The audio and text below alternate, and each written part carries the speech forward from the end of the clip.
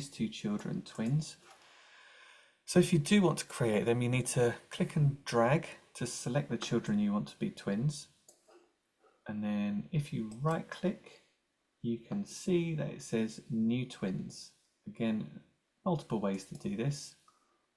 And now there is an upside down V denoting that they are twins.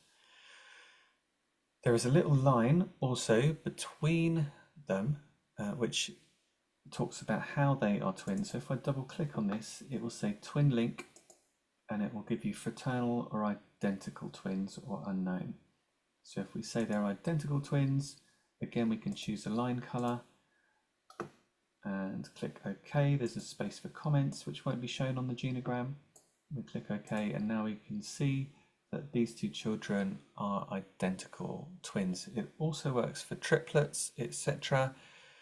There's no limit to that for larger families.